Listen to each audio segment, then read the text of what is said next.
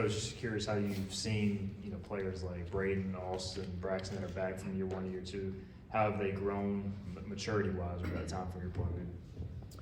Yeah, I think the biggest thing is they're just comfortable, right? I think we talk about that a lot, just going into your second year in our program and just knowing what to expect, right, on top of the experiences that they had playing, virtually every day for the entire year and having a chance to go through the ups and downs.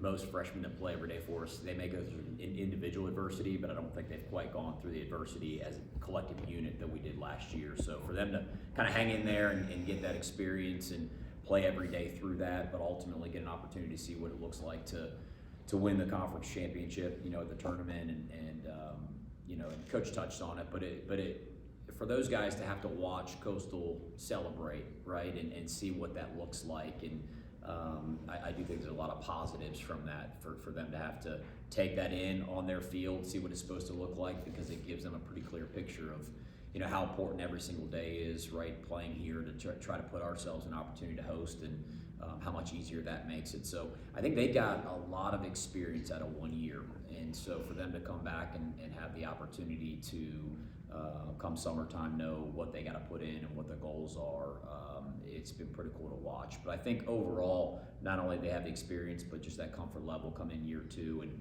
knowing that they've produced, right, they've been productive at this level, and now they can kind of lean into what Coach wants in terms of the leadership piece, because they kind of know what they need to do individually. Coach, I know you guys put a premium on defense. So when things aren't going like they should on the field from that standpoint, at what point is it mental versus fundamental, and how do you kind of handle that? Because you do so many reps, does it get in between the ears at some point, and how do you kind of remedy that when you see it happening? Yeah, for sure. And that's a great question, and it's a challenge, right? I think that's any sport, right? We're immersed in baseball, right? But I think you can look at it from a basketball perspective with the jump shot, or maybe a quarterback, right? When I would say C.J. Stroud, some of those guys yesterday, it looked pretty mental at times, right? In the middle of the first half for him. So I think that's any sport, and that's part of coaching, right? Is just to be able to help those guys individually, and that's where those personal relationships come in, because you can see it, right? You know, and you're trying to help those guys best you can to kind of get out of that. So it definitely happens in our sport, right? As we always touch with these guys, like it's about the reps to put yourself in the position, and we do a lot of mental game right on top of that to try to put those guys in a spot. I mean, Coach is huge on that within our program from day one. They're going to start with that, because you can do everything you need to physically, but if mentally in the wrong headspace, especially in this sport, it's not going to go well. So as a coach, you see that, right? You try to give them the tools and everything that you have to allow them to try to put themselves and get back to being who they are, right? And that's part of it. There's ups and downs in this game, and you're going to have those. Even at the big league level, you can watch those guys, and even as a fan, you can see when they're not in the best headspace. So I think every individual kind of develops that as they move along in their career on how to try to shrink those, right? Whether it be slumps or what have you, but it definitely happens, and you're just trying to kind of help guide them and get them back to being who they are and trusted in what it is. And sometimes a change of scenery, maybe it's position, right? Or maybe an off season, right? Some of those things can help. So, but it does happen in our game. You try to give them the tools and the experience. But I do really believe, and Coach touched on it with Coach Gotro, and those relationships. When a player believes in the coach that's talking to them, they got a better opportunity to kind of get out of that quicker.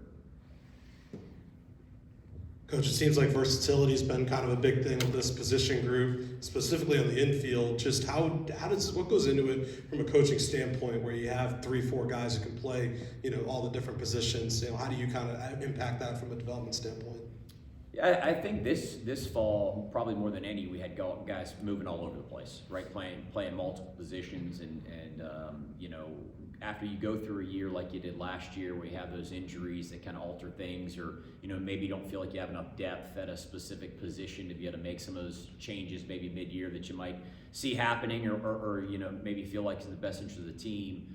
It does impact how you go about the next year, right? I mean, you learn from what's going on, and I felt like this off season, the staff, we kind of put a plan together, and we're able to create a little bit more depth, hopefully within our infield, and I think that versatility also, some of the individual players that were already here had a lot of versatility, right? So, now you look up and now you have a lot of depth in these different positions, and you're trying to get these guys to different spots, because now we've had that experience, right? We've seen some of these guys go down, and we know we need to be, a little bit more prepared for it this go around. So it is a challenge, but it's a good challenge, right? It's a good problem, as everybody keeps saying, is we have depth, and as Coach said, we're more prepared to handle maybe some adversity if we had some injuries. Hopefully we do not. But it's just nice to know that, hey man, you have these you can kind of come up with a couple different variations of some lineups. You can be offensive, you can be extremely defensive late in games, you can put a lot of pressure on the other team if they don't handle the short game really well in some areas. So I think there'll be some maybe a little bit more we're able to evaluate the other team and look up and say, hey, on this particular day, coach can put together a lineup that is going to give us the best opportunity. That may look completely different on Saturday than it does on Friday. But guys have done a great job embracing it, and the locker room. You could tell there's a competitive nature to it, but there's also a lot of really awesome relationships where the guys are pulling for each other. So it's been fun to watch. Coach, we know some of the best conditioning around is an infield session with Coach Palumbo. So the extra couple weeks of practice, how does that allow you to get them more ready for the season, as well as less time them home Christmas break, possibly not conditioning? Yeah, it's actually been unique because I think just the way the academic calendar fell this year, they were here for a long time, right? They had to do a lot of things on their own, but they were, in and out of our trailers and in and out of the locker rooms and getting work in with each other. And then their break at home was pretty short this year, considering some of the past years. So that was nice, and then to get them back and be able to get a little bit of an earlier start this year, and be able to get their legs underneath them. We do have some nagging things that have kind of popped up here in the first couple of weeks, but it's nice that we start a little bit earlier, because hopefully those, we can get them in the training room, get them where they need to go, and get them back on their feet and where they need to be here with 7, 10, 2 weeks left, right, to get some more reps leading into opening day. But that's going to be something that continues to go that direction throughout the year. You're going to have the bumps and the bruises. But yeah, I think the guys have come in great shape. They had a great fall, I felt like, and I think we're in a really good spot, what is it, January 19th, 20th, 20th right now. So, I think you're looking up and we're in a really good spot. I think we're in good shape, and we'll continue to see what it brings as we get through these preseason scrimmages. Coach, in the recruiting world, what's the number one asset for East Carolina? And have you noticed a maturity level in your head coach since he got married? Have you noticed something different there? Sorry, Coach. Yeah, I think Coach is the most mature head coach I've ever been around. Is that good? Yeah, okay. I think that when you're recruiting, I think when you've been together as long as we have, right, as a staff, you're always, as a recruiting coordinator, trying to figure out and put players that are going to be able to excel, right, at your program, right? So you figure out what works, what your head coach wants, what the staff wants, what we're trying to get accomplished. But as Coach said, the one thing that has continued to, kind of surface each and every year is that when we have a great culture, we're successful. Right, and last year, I don't think it was a bad culture necessarily. It was just one that wasn't maybe as strong as some of we've had in previous years. And so you added that into the, it's a kind of a perfect storm of youth, injury, culture wasn't as strong as we wanted it to be. So you learn from each year, right? You learn from each team, and I think when you're recruiting to a specific program, you have a vision for what that year's team is going to be and what it's going to look like, and you want it to fit your style, right? You want it to fit the head coach that's going to be running the practices and the organization on a day-to-day basis. So you're trying to fit all those things together, and I think as we learned from last year towards the tail end of it, it is different, right? 3, 4, 5, 6 years ago, you had to kind of put together your recruiting class, and you may be able to add a piece or two late in the process, and so you didn't necessarily get a chance to learn from the season that's going on, right? Because that class was already put together. Well, now you get a chance to kind of learn as you go, and that is one thing the transfer portal provides, is the ability to adapt to what is going on in the current moment. So I think we, with the group of players and the staff did a good job of putting together a group that is very different. We learned from last year. We were young, we were injured, and tried to get a little bit older, provide a little bit more depth, but not ultimately sacrifice the things that we value and what Coach wants in our players that come into the program. Coach, there's been a lot of really good non-conference schedules, but this one, kind of tops them. Just talk about what kind of winning that and all the quality teams you guys are going to go against. Yeah, I'm excited for this year. The schedule. I think we get challenged right away with Xavier. They're always have a strong team. Coach O'Connor does an awesome job with their program. So they'll come in and they challenge themselves. You look at their schedule. They've always challenged themselves. They always play a really top to bottom. It seems like a goal of his to go play a top of the line schedule right out of the gate. So they'll have a good team, and look, when you go out and you play UNC and Coastal and those guys, you're going out on the road, and it's been great to have obviously the series with UNC, and I know the fans enjoy it, the players really enjoy it, we enjoy it as a staff. I think both coaching staffs really enjoy the weekend. You find out kind of where you're at right away. Early in the year, and can kind of adjust from there, and you play in front of big crowds. So that's a lot of fun.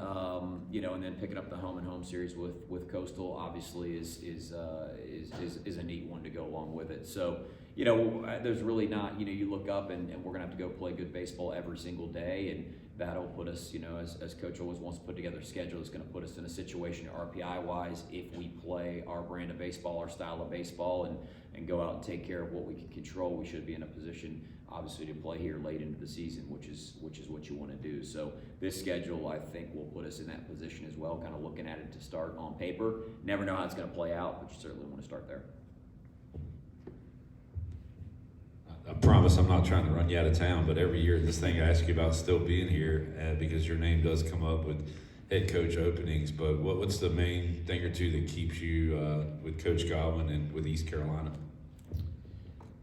Well, I think number one, you want to be a part of a great university and a great baseball program, and a huge part of that is the staff that you work on, right? And who you're around on a day-to-day basis. And I think we've all, learned at this point in our lives that if you're not around people that you enjoy every day, then it's going to be, you're working uphill a little bit. So I think it starts with that, like anything else, the people. It's an incredible place, and I think professionally there are still some things, right, that we have goals here. We want to accomplish those goals. You're in a great place around great people and haven't necessarily achieved the things that you'd like to achieve. That's a huge piece of it. But as I've always said, there are layers to it, right? And our family, my children, my wife, right? All of these things, our family, is loves it here in Greenville, and it's an incredible place to raise a family. So there just really is not a whole lot right now that you look up and it's a place that you want to jump ship from. So it's an awesome place, and we have no reason to look for something different at this time. Obviously, those things can change, and as Coach always says, there's no crystal ball to it. You just kind of stay in the present and continue to work. But there's a lot left here that we want to accomplish for sure, which is a huge piece to it. Coach, just to follow up on the culture piece, which has been talked about a lot, with this year's group so far, just in this preseason leading up, what have you found to be just, I guess, unique about their mental approach and just kind of their buy-in? I think the coach touched on this before, that they just seem to really enjoy the game, and they really enjoy being around each other, right? And I think that's one takeaway. These guys, they enjoy coming up here. They enjoy working. I come up here with my sons and my daughter to hit on any given. There's going to be 6-8 guys. I walk in the door, they're hitting. The music's rolling. They're hitting. They're in the indoor, in the pitching lab. They're getting their work in. You don't need to motivate them. They want to work, and I think it's twofold, right? They want to come up and get better, but they also enjoy just coming up and being around each other and being in an environment where, hey, we can go work and have some fun and go kill some time and get better. So I think every team kind of has some guys that are like that, and they're self-motivated, right? I think that's part of it. I just think it's you're hard pressed to find a particular guy or individual in this particular team that isn't like that. And I think that's the big thing. I've noticed our freshmen, you always see that kind of freshman transition, right? Through the fall, and well, he kind of keeps to himself. He's at the dorm. He's not really, immersing himself in. None of that has taken place. They just seem very comfortable in their own skin, and I think that's part of some of those older transfers that have come in, and they've just kind of immersed themselves in what we do here, and they seem to really enjoy it. And I think it does, at times, not to take anything away from some other programs that maybe some of these players have come from. But when they come in and they're around the younger guys and they start talking about how much they just appreciate this, that, you name it, right? I think that is a nice piece of the transfer portal for some of those young guys when they come in, because if you have a great culture and the older guys treat the younger guys a certain way and you don't have that hierarchy, right? These younger guys look up and they hear that maybe the grass isn't always greener, right? On the other side of what they don't know. And it's not, it's sometimes they just don't know, right? We've had a couple guys last year that left our program, and I think a big piece of that is, with our experience and knowing, again, taking nothing away from where they're going, but some of my parting words were just be careful. Just make sure you choose a place that kind of values some of the things that go on here, because not everything is done the way we do it here. So I think that a lot of those things, right, individually, right, their work ethic, but it's just who they are as people. I think those older guys have come in and really created a great culture for the younger guys and just allowed them to be themselves. And I think all of it combined, I don't know if you can put your finger on it necessarily. I think you try to create it, but I think it starts with the people, and those guys just really seem to be hard workers that enjoy being around each other. Just curious, last year you got a little bit of a taste from moving from the first base coaching box over to third, and this is probably a question for Coach Godwin, but can we see more of that this year? And just how different was that for you in the stretch that you did? Well, coach is good for at least 2 a season, so you'll probably see me over there at some point. I think that was a spur of the moment thing that I just think Coach felt like, there may be a better way to do this for the next couple of weeks to try to get our feet underneath us a little bit on the offensive side. And again, there's so many variables that go into it, the injuries, the youth, and so, when that happened, I think Coach was trying to figure out a way to win some baseball games and figure out, how to kind of be in the ear of some of those offensive guys and just kind of change the dynamic, right? We got off to a slow start. So that won't be a regular thing. I'm sure Coach will be back over there at third base. But yeah, it's I had done that at a couple different schools, so it wasn't totally foreign. And then obviously, like I said, every now and then I'll end up over there because the umpires can never get anything right. And so you just adjust as you go. But no, I think that was a spur of the moment, probably unique to that team last year. Absolutely.